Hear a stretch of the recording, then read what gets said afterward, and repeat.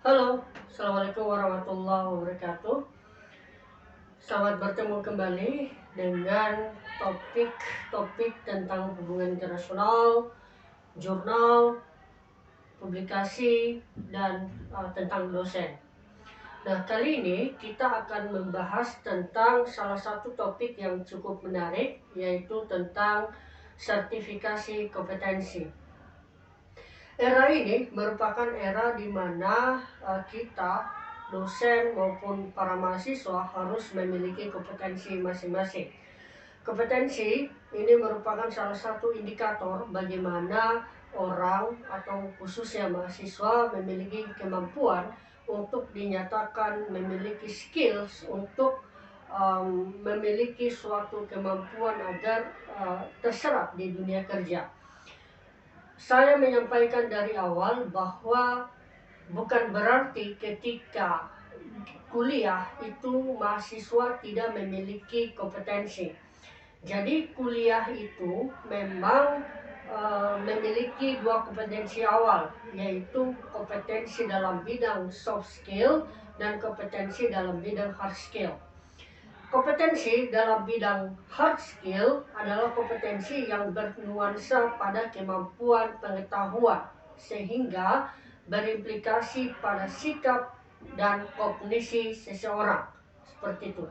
Sedangkan soft skill adalah kemampuan yang dimiliki oleh mahasiswa untuk memiliki semacam skill yang memang tidak selalu berimplikasi pada kemampuan pengetahuan dan teoritik, tetapi berimplikasi dengan cara seseorang atau berhubungan dengan sikap.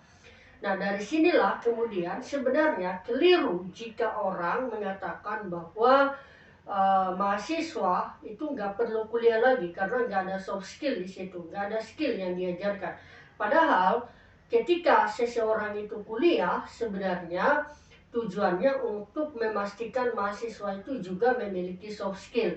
Soft skillnya apa? Yaitu ketika mereka membuat presentasi, ya, di situ kan ada bagaimana membuat argumen, mempertahankan argumen, cara berkomunikasi, gitu ya. Kemudian membuat teamwork, gitu ya, membuat jadwal. Jadi keliru jika tidak dikatakan tidak memiliki kompetensi.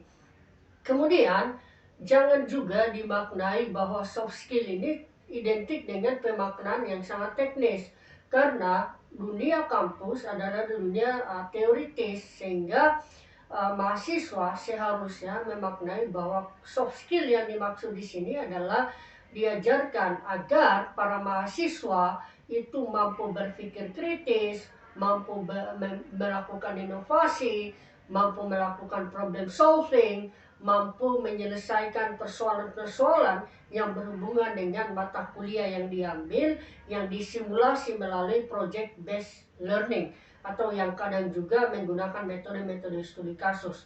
Oleh sebab itu, kompetensi mahasiswa melalui kuliah adalah sangat penting. Nah, kemudian selain itu seharusnya juga mahasiswa memiliki kemampuan dan sisi kompetensi kerja. Kenapa ini penting? Karena memang dunia saat ini itu mengharuskan kontestasi yang sangat luas, kontestasi yang sangat panjang gitu. Oleh sebab itu, mahasiswa harus memiliki dan dibekali oleh sertifikat sebagai pendamping ijazah. Nah, dalam studi hubungan internasional sendiri gitu ya, skema sertifikasi memang belum ada yang sangat spesifik sekali tentang bagaimana kompetensi itu dibangun. Sampai saat ini yang sesuai dengan SKKNI atau Standar Kompetensi Nasional memang tidak ada yang menyebutkan studi hubungan internasional. Namun karena studi hubungan internasional ini sangat identik dan sangat berintegrasi dengan ilmu lain, maka SKKNI-nya bisa menumpang atau bisa terintegrasi dengan SKKNI prodi lainnya, seperti itu. Karena memang kalau mau merujuk pada SKKNI yang sangat spesifik, memang sama sekali yang tidak ada. Nah, untuk mahasiswa hubungan internasional sebenarnya banyak sekali kompetensi atau sertifikat kompetensi yang bisa diambil. Misalnya ya, kalau mengambil sertifikasi dalam bidang kemampuan komunikasi, kemampuan jurnalistik, ini kan juga bisa menjadi bagian dari ranah studi HI.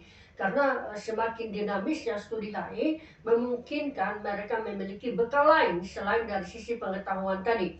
Oleh sebab itu, misalnya kompetensi dari sisi jurnalistik yang ingin kerja di media, kompetensi dari sisi public relation yang ingin menjadi seorang komunikator, negosiator gitu ya, sehingga penting buat anak HI. Nah, dalam studi HI sendiri yang saat ini yang memang sangat identik dengan sertifikasi kompetensi itu ada 2 bidang, walaupun mungkin ada bidang lain yang mungkin bisa kita temukan juga ke depan, yaitu ada namanya analisis kebijakan publik, yang kedua ada namanya negosiasi ekspor impor.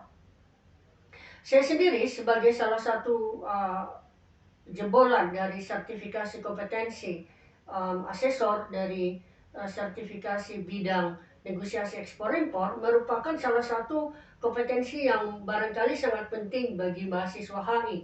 Karena di sertifikasi negosiasi kontrak ekspor ini memungkinkan mahasiswa untuk memiliki skills kontrak kerja, baik itu negara dengan negara, negara dengan perusahaan, atau negara dengan individual. Karena memang dari pengajaran yang diberikan oleh standar kompetensi negosiasi ekspor ini itu memiliki kriteria unit kerja atau KUK yang sudah terstandarisasi sesuai SKKNI. Selain itu ada juga namanya MUK, yaitu materi uji kompetensi yang memang saya sudah susun, sehingga ketika mahasiswa hubungan internasional ingin memberikan atau ingin mendapatkan sertifikasi kompetensi dalam bidang negosiasi ekspor impor, maka pertanyaan-pertanyaan ini bisa merepresentasikan apakah kemudian mahasiswa tersebut bisa kompeten atau dapat menguasai negosiasi ekspor impor. Nah, dalam mekanisme negosiasi ekspor impor ini, itu mekanismenya ada 2 nanti. Yang pertama sertifikasi P1, P2, dan P3. Karena kami adalah program studi yang hanya mampu mensertifikasi mahasiswa, maka mekanisme program ini itu bisa melalui pendaftaran langsung kepada lembaga sertifikasi profesi UPN Veteran Jakarta, yang kemudian bisa mendapatkan jadwal untuk disertifikasi, dan pelaksanaannya pun akan melalui metode 2 metode. Yang pertama adalah metode pemberian materi, yang kedua melalui proses uji kompetensi. Pemberian materi akan disampaikan oleh para pemateri yang kompeten berdasarkan bidangnya masing-masing, yaitu dalam bidang diplomasi, ekonomi, dan bidang ekspor impor. Kemudian setelah itu akan di sesi akhir akan diuji kompetensi apakah mahasiswa yang bersangkutan memiliki kemampuan untuk menguasai materi-materi yang berbasis pada negosiasi. Kemudian nanti juga ada mekanisme bagaimana simulasi yang akan disampaikan oleh para asesi ya, para asesi untuk mampu mensimulasikan bagaimana kontrak kerja.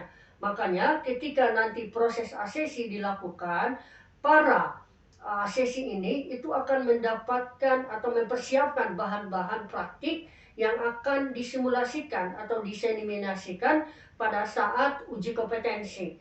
Jadi setelah mereka mendapatkan materi dari para pemateri ya, mereka akan kemudian diarahkan untuk mendapatkan semacam arahan yang berupa alat peraga yang bisa digunakan pada saat uji kompetensi. Pada saat uji kompetensi, mahasiswa akan mendapatkan beberapa pertanyaan berupa metode observasi atau bisa metode melalui simulasi. Jadinya mahasiswa yang bersangkutan akan mendapatkan sertifikat kompetensi atau SKPI, surat keterangan pendamping ijazah yang menunjukkan mahasiswa yang bersangkutan memiliki kompetensi dan bisa mendampingi ijazahnya, sehingga dia bisa bertahan dari adanya tantangan kompetisi yang selalu berubah. Oleh sebab itu, sertifikasi kompetensi ini sangat penting buat mahasiswa, ya, agar mahasiswa bisa berjuang untuk mendapatkan pekerjaan sesuai dengan bidang dan kompetensinya. Karena memang sertifikasi kompetensi ini menunjukkan bahwa kita itu memiliki spesifikasi keahlian. Karena metodenya setelah diberikan selama 5 hari berupa materi gitu ya, kemudian di sesi akhir dengan uji kompetensi, menunjukkan bahwa mahasiswa belajarnya sangat ketat, belajarnya sangat kuat, sehingga pengetahuan didapatkan, kemudian skill juga praktikum didapatkan, sehingga ada relasi antara teori dengan praktik dalam memahami negosiasi kontrak ekspor ini. Nampaknya saat ini memang belum banyak program studi yang menggunakan metode ini. Oleh sebab itu, metode ini sangat penting untuk menambah pengetahuan dan kemampuan bagi mahasiswa HI yang memiliki minat untuk bekerja dalam bidang negosiasi. Karena bisa kita katakan negosiasi ini adalah semacam bidang yang sangat digeluti, bidang yang sangat diidamkan, dan bidang yang sangat menjadi skill yang dibutuhkan di berbagai lini kehidupan dan dunia pekerjaan. Oleh sebab itu, pengajaran tentang negosiasi ini akan sangat penting buat mahasiswa manapun, sehingga metode sertifikasi ini adalah salah satu langkah untuk memudahkan para mahasiswa untuk memiliki kemampuan yang lebih akurat, memiliki skill, dan mampu dipercaya melalui sertifikat yang ada. Proses pendaftarannya silakan langsung ke lembaga sertifikasi profesi UPN Veteran Jakarta di kampus 1 Pondok Labu, kemudian mendaftar, kemudian nanti akan dijadwalkan proses sertifikasinya, dan akan mendapatkan surat keterangan pendamping ijazah sebagai bekal ke depan untuk mendapatkan pendampingan terhadap ijazah yang juga menunjukkan bahwa kemampuan yang bersangkutan telah lolos sebagai sarjana yang memiliki skill, pengetahuan, sikap, dan kognisi gitu ya. Kemudian dari sisi skill yang berbasis pada kompetensi juga dimiliki, sehingga semakin kemampuan ini semakin kompleks, maka semakin mudah untuk mendapatkan pekerjaan. Ayo daftarkan diri Anda, dan ayo memiliki kemampuan kompetensi agar Anda dipercaya bahwa Anda memiliki potensi untuk membangun kinerja yang baik. Terima kasih. Assalamualaikum warahmatullahi wabarakatuh.